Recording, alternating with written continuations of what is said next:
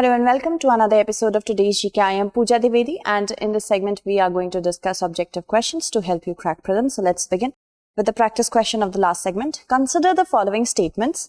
The natural habitat of gharials is salt lakes. Gharials are critically endangered in the IUCN, that is International Union for Conservation of Nature, red list of species. We have to select the correct statement. So the natural habitats of gharials is not saltwater but fresh water. So the first statement is incorrect, but they are critically endangered in the IUCN red list. This is correct. So the correct answer to this question is option B, that is 2 only. In a recent report, it was found that uneven flow of water from a dam, illegal constructions have exacerbated soil erosion, led to a decline in the population of gharials in the Son Gharial Wildlife Sanctuary. And we have discussed the next two statements, so we shall move forward. Which of the following are the features of the Pradhan Mantri Jan Dhan Yojana? Universal access to banking services, financial literacy program, credit guarantee fund, pension scheme for unorganized sector. We have to select the correct codes. Okay. So Pradhan Mantri Jan Dhan Yojana completed 7 years on 28th of August 2021. And it actually wants to have a base which is included financially. So all these four statements are correct when it comes to the financial inclusion. Universal access, yes, we need universal access through banking. Financial literacy, where to invest in banking. Credit guarantee fund, that if you want to have any venture, you can get loans and advances. And pension scheme for unorganized sector, because they are out of the Social Security Net. The correct answer is option D. The Pradhan Mantri Jan Dhan Yojana, National Mission for Financial Inclusion, has recently completed 7 years. The scheme was launched based upon the following 6 pillars. Universal access to banking services, that is branch and banking correspondence. Basic savings bank accounts with overdraft facilities of rupees 10,000 to every household. Financial literacy program, promoting savings, use of ATMs, getting ready for credit, availing insurance and pensions, using basic mobile phones for banking, and creation of credit guarantee fund to provide banks some guarantee against defaulters. We have to take into account insurance as well, like accident cover up to rupees 1 lakh and life cover of rupees 30,000 on account opened between 15th August 2014 to 31st August 2015. And pension scheme for unorganized sector. Moving on, consider the following statements. The governor is empowered to increase or decrease the areas or change the names of the autonomous districts, and the acts of the parliaments or the state legislature do not apply to autonomous districts. Dima Hasao Autonomous District Council is located in Meghalaya. We have to select the correct statement. Dima Hasao Autonomous District is not in Meghalaya but in Assam. So the third statement is incorrect. And the governor, yes, is empowered to increase or decrease any region and the names of the autonomous districts. Okay. And the acts of the parliaments or the state legislature do not apply to these regions. So the correct answer should be 1 and 2. That is option B. Recently, a suspected militant attack left 5 truckers dead in Assam's Dima Hasao Hill district. According to police, intelligence inputs suggest that an outfit called the Dimasa National Liberation Army was behind the attack, and the 6th schedule of the Constitution deals with the administration of the tribal areas in the 4 northeastern states of Assam, Meghalaya, Tripura, Mizoram as per Article 244. The governor is empowered. We have discussed about that in the second statement as well. The acts of parliament or the state legislature do not apply to autonomous and autonomous regions and districts, or applied with specified modification and exceptions. Moving on, consider the following statements. Palm oil is currently the world's most consumed vegetable oil. India is the biggest importer of palm oil. We have to select the correct statement. India is the biggest importer of palm oil. This is correct. 55% of the basket of edible oil, palm oil, is 55% of this. That is the king. Then, palm oil is currently, yes, the world's most consumed vegetable oil. This is also correct. So the correct answer to this question is option C, both 1 and 2, and we have discussed about it in totality in our NU series. You can watch that as well. Given the widespread destruction of rainforests and native biodiversity caused by oil palm plantations in Southeast Asia, Environmental experts and politicians are warning that the center's move to promote their cultivation in India's northeastern states and in the Andaman and Nicobar Islands could be disastrous. Palm oil is currently the world's most consumed vegetable oil, and it is used extensively in the production of detergents, plastic, cosmetics, and biofuels. India is the biggest importer of palm oil, and it is the third largest imported commodity if we talk about after crude oil, gold, and then comes palm oil. Okay, let's move forward. Consider the following statements regarding Sambar Lake. It is India's largest inland saline water body. It was declared a Ramsar site in 1990 and it receives water from the Ghaggar River. We have to select the correct statement. It receives water from 6 rivers. Okay, and not only Ghaggar. It is India's largest inland saline water body. This is correct. And it was declared a Ramsar site in 1990. This is also correct. So the correct answer should be option B, 1 and 2 only. According to a recent study, Sambar Salt Lake in Rajasthan is constantly shrinking with the degradation of soil and water quality and a decline in the population of migratory birds. It is located 80 kilometers southwest of Jaipur in east central Rajasthan. It is the country's largest inland saline water body.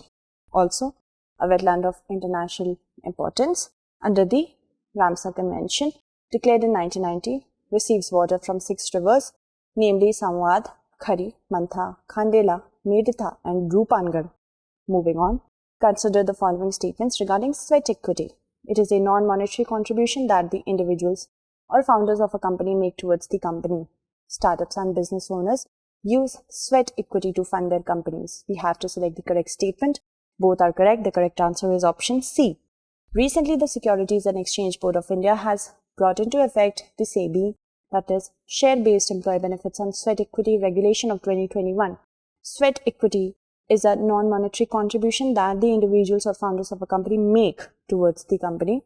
Cash-strapped startups and business owners typically use sweat equity to fund their companies. Moving on, it will be issued for providing the know-how or making available rights in the nature of intellectual property rights or value addition. Moving on to the next question. Which commodity has become the first ever international export from Ladakh? It is actually the commodity of apricots, Ladakhi apricots. So the correct answer to this question is option B. In a historic event on 29th of August 2021 in Kargil, CECLAHDC of Kargil and Deputy Commissioner of Kargil flagged off the first ever international export of Ladakhi apricot to Dubai from TFC Kargil. Moving on. Consider the following statements with respect to United Nations Security Council. The Council's presidency is a capacity that rotates every 3 months among its 15 members. Decisions from the Security Council on matters are made by an affirmative vote of 9 members, including the concurring votes of the permanent members. And a no vote from one of the 5 permanent members blocks the passage of the resolution. We have to select the correct statement. So, the Council's presidency is a capacity that rotates every month and not every 3 months. And India is holding the current presidentship of the month of August. And the second statement is correct, that it is any decision on the matters of UNSC are made by an affirmative vote of 9 members, including the concurring votes of the permanent members. Also, a no vote from any one of the 5 permanent members blocks the passage. So, the second and the third being correct, the correct answer is option C. The Foreign Secretary will chair the UN Security Council meeting this evening on the situation in Middle East, including the Palestinian question. India currently holds the rotating presidency of the UNSC for the month of August. We have discussed the first statement and also the second as well as third. So we shall move forward. Amarak, Natanz and Abu Sheher refers to which of the following? Districts in Afghanistan, types of grapes from West Asia, Israel aircraft carrier, or nuclear facilities. These names actually refer to nuclear facilities of Iran. So the correct answer to this question is option D. US President Joe Biden has said that if diplomacy does not resolve the Iranian nuclear crisis, America is ready to turn to other options.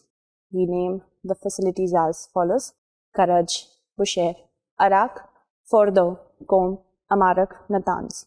Moving on, consider the following statements with respect to national education policy. That is, new 5 plus 4 plus 3 plus 2 school curriculum with 12 years of schooling and 3 years of Anganwadi or preschooling, teaching up to at least grade 8 to be in mother tongue or regional language, and GER, that is gross enrollment ratio in higher education, to be raised to 75% by 2035. We have to select the incorrect statement. So teaching up to the grade 5th, not 8th, should be in mother tongue or regional language. The second statement is incorrect.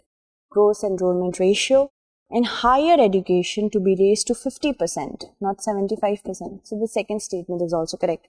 And also there is an anomaly in the ratio. It should be 5 plus 3 plus 3 plus 4 and not this ratio. Okay, this should be the proper school curriculum with 12 years of schooling and 3 years of Anganwadi and preschooling, none of them being correct. We have to select the incorrect statement. So all of them are incorrect. The correct answer is option D. Aligning with the aim of central government, Madhya Pradesh on Thursday, August 26th, officially launched NEP, National Education Policy, in the state, becoming the second state to do so. Before that, Karnataka has already done that. New policy aims for universalization of education from preschool to secondary level with 100% GER in school education by the year 2030. Also, new 5 plus 3 plus 3 plus 4 schooling curriculum should be there with 12 years of schooling and 3 years of Anganwadi or preschooling.